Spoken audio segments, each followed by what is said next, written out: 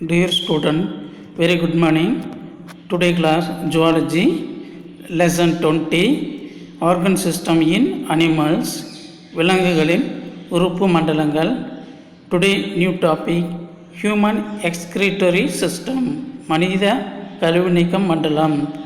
The human excretory system is metabolic activities continuously take place in living cells. உயிர் வாழும் செல்களில் வளர்சிதை மாற்ற நிகழ்வானது தொடர்ச்சியாக நடைபெறுகிறது. All metabolic product produced by the biochemical reaction are not utilized by the body because certain nitrogenous toxic waste substances are also produced. உயிர்வேதியியல் வினையினால் உருவான வளர்சிதை மாற்ற விளைபொருள்கள் அனைத்தும் உடலினால் பயன்படுத்தப்படுவது இல்லை. ஏனென்றால் சில நைட்ரஜன் கலந்த நச்சுத்தன்மையுடைய பொருட்களும் அதனுடன் தயாரிக்கப்படுகின்றன. இவைகள் எல்லாம் கழிவு நீக்க பொருட்கள் என அழைக்கப்படுகின்றன. They are called excretory product. In human being, urea is the major excretory product. These tissues and organ associated with the removal of waste product constitute the excretory system. Urea மனிதனின் பிரதான கழிவு நீக்க பொருளாகும். இந்த கழிவுகளை நீக்குவதில் பங்கு கொள்ளும் திசுக்கள் மற்றும் உறுப்புகள் அனைத்தும் சேர்ந்து கழிவு நீக்க மண்டலமாகிறது. The next, the human excretory system consists of pair of kidney which produce the urine, a pair of ureters which contact the urine from kidney to the urinary bladder. மனித கழிவு நீக்க மண்டலம் ஓரினை சிறுநீரகங்களை கொண்டுள்ளது. இவை சிறுநீரை உருவாக்குகின்றன. ஓரினை சிறுநீரக நாளத்தின் மூலம் சிறுநீரானது சிறுநீரகத்திலிருந்து கடத்தப்பட்டு சிறுநீர் பையில் தற்காலிகமாக சேகரிக்கப்படுகிறது. Where urine is stored temporarily and urethra through which is the urine is moved by bladder contraction. பின்னர் சிறுநீரானது சிறுநீர் பை சுருங்குவதால் சிறுநீர் புறவழியின் வழியாக வெளியேற்றப்படுகிறது. The next, if the waste product are accumulated and not eliminated, they become harmful and poisonous of the body. Hence, excretions play an important role in maintaining the homeostatic conditions of the body. கழிவு நீக்க பொருட்களானவை சேகரிக்கப்பட்டு ஒரே வேளையில் வெளியேற்றப்படாமல் இருந்தால் உடலுக்கு தீங்கு விளைவிப்பவையாகவும் மற்றும் நச்சு பொருளாகவும் மாறிவிடுகின்றன. ஆகவே கழிவு நீக்கமானது உடலினை சமநிலையில் ஹோமியோஸ்டாசிஸ் வைத்துக்கொள்ளும் மிக முக்கியமான பங்கினை ஆற்றுகிறது. Some of the excretory organ other than kidney or skin, the removal small amount of water, urea and salt in the form of sweating and lungs. They eliminate carbon dioxide and water vapor through exhaling.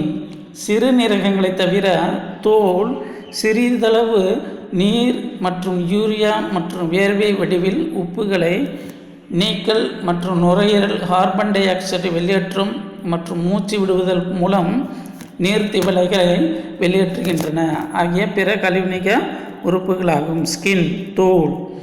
The skin is the outermost of covering in the body. தோலானது உடலை மூடிக்கொள்ளும் ஒரு வெளிப்புற பகுதியாகும். It stretches all over the body into the form of a layer. இது உடலின் அனைத்து பகுதிகளிலும் நீட்சியடைந்து ஒரு அடுக்கு போல காணப்படுகிறது. If account for 50% of an adult human body weight, இது ஒரு முதிர்ச்சி அடைந்த மனிதனின் உடல் எடையில் 15% கொண்டுள்ளது. There are many structures and glands derived from the skin It eliminates metabolic waste through the preparations.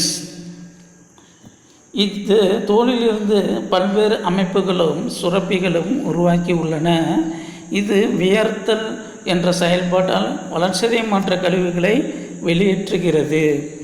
The human body functions normally at a temperature of about 37 degrees Celsius. மனித உடலானது 37 டிகிரி செல்சியஸ் வெப்பநிலையில் சாதாரணமாக இயங்குகிறது. When it gets hot, sweat gland start secreting sweating, which contain water with small amount of other chemical like ammonia, urea, lactic acid and salt, the mainly sodium chloride. The sweat passes through the pores in the skin and get evaporated. வெப்பமானது அதிகரித்தால் வேர்வை சுரப்பிகள் வேர்வையை சுரக்க ஆரம்பிக்கின்றன. அவற்றில் நீருடன் சிறிதளவு பிற வேதியியல் பொருள்களாகிய ammonia, urea, lactic அமிலம் மற்றும் உப்புகள், பெரும்பாலும் சோடியம் குளோரைடும் காணப்படுகின்றன. இந்த வேர்வையானது தோலில் காணப்படும் துளைகளின் வழியாக வெளியே கடந்து வந்து ஆவியாக மாறுகிறது. Kidney. The kidney are bean-shaped organ, reddish brown in color. சிறுநீரகம் அடர் சிவப்பு நிறம் கொண்ட அவ்வரை வடிவ உறுப்பாகும். The kidneys lies on either side of the vertebral column in the abdominal cavities and attached to the dorsal body of wall. இது முதுகெலும்பின் இரு பக்கத்திலும் வயிற்று பகுதியின் அடிபாகத்தில் உள்ள சுவர் பகுதியோடு ஒட்டி காணப்படுகிறது. The right kidney is placed lower than the left kidney as the liver take place of much space on the right side.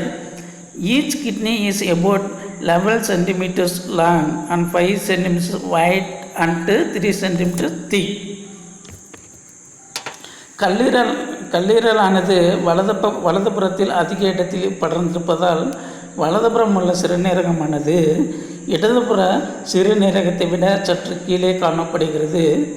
ஒவ்வொரு சிறுநீரகமும் சுமார் 11 சென்டிமீட்டர் நீளமும் 5 சென்டிமீட்டர் அகலமும் மற்றும் 3 சென்டிமீட்டர் பருமனும் கொண்டதாக இருக்கிறது. The thick kidney is covered by a layer of fibrous connective tissues. The renal capsule, adipose capsule and fibrous membrane. சிறுநீரகமானது தசைநார் இணைப்பு திசுக்கள் and சிறுநீரக கேப்சூல்கள், கொழுப்பு கேப்சூல்கள் மற்றும் இலைகளால் ஆன ஜவ்வினால் மூடப்பட்டு உள்ளது. Internally the kidney consists of an outer dark region, the cortex, and an inner lighter region is the medulla.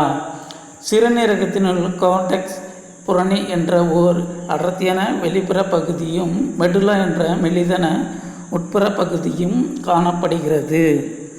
Both this region contain uriniferous tubules or nephron.